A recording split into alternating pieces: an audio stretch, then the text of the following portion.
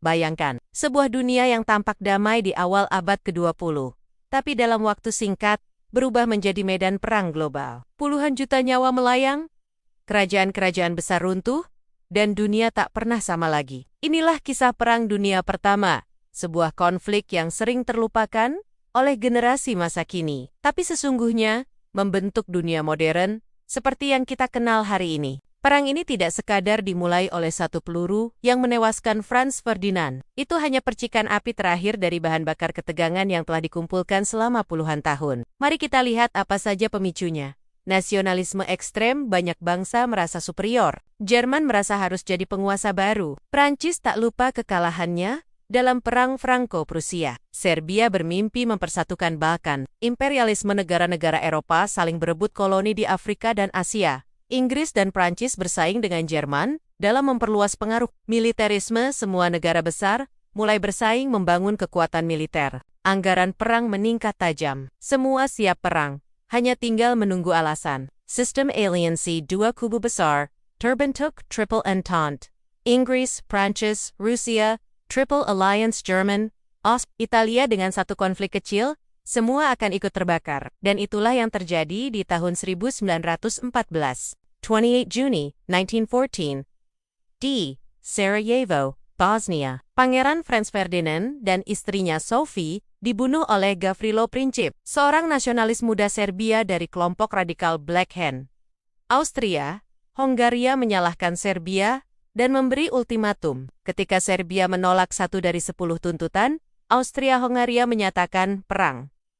Rusia membela Serbia, Jerman membela Austria-Hongaria. Prancis ikut terlibat karena aliansi dengan Rusia, dan Inggris bergabung setelah Jerman melanggar netralitas Belgia. Hanya dalam hitungan minggu, seluruh Eropa terbakar perang. Perang Dunia I adalah perang yang brutal, di mana manusia mulai sadar teknologi bisa menjadi alat pembunuh massal. Di front barat, dari Belgia ke Prancis, tercipta parit-parit sepanjang ratusan kilometer. Tentara hidup dalam lumpur, kelaparan, dan kengerian. Bukan jarang, mereka mati karena penyakit sebelum peluru. Senjata kimia seperti gas mustard dan klorin digunakan pertama kali di medan perang.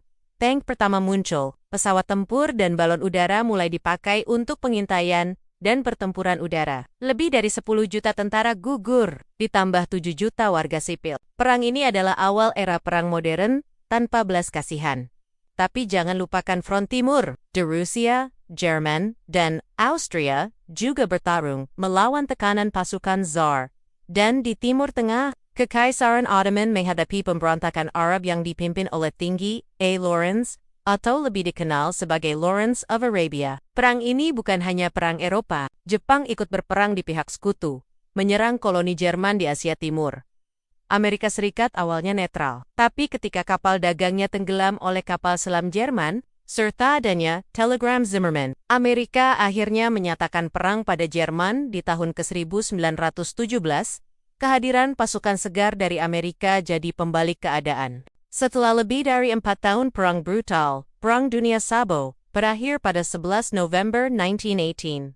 Jerman menyerah. Kekaisaran Ottoman dan Austria-Hungaria, tapi perdamaian tak datang dengan manis. Perjanjian Versailles memaksa Jerman menerima semua kesalahan, membayar ganti rugi besar, dan kehilangan banyak wilayah. Banyak sejarawan percaya, inilah awal dari kemunculan rasa sakit hati di Jerman yang melahirkan Adolf Hitler, dan akhirnya memicu Perang Dunia II, seolah dunia tidak belajar dari luka lama. Perang Dunia Pertama mengubah segalanya. Peta dunia berubah. Kekaisaran besar runtuh, revolusi Rusia terjadi, lahirlah Uni Soviet, lahirnya Liga Bangsa-Bangsa, dan peran perempuan mulai diakui dalam dunia kerja. Tapi yang paling penting, perang ini meninggalkan luka yang dalam, dan pelajaran besar tentang keserakahan, nasionalisme buta, dan kegagalan diplomasi. Perang Dunia Pertama bukan sekadar catatan sejarah, tapi peringatan tentang bagaimana dunia bisa hancur hanya karena ego, aliansi yang rapuh, dan kesombongan kekuasaan. Semoga generasi kita bisa belajar bahwa damai itu jauh lebih berharga daripada kemenangan. Jika kamu suka konten sejarah seperti ini, tinggalkan komentar dan subscribe agar tidak ketinggalan kisah sejarah lainnya.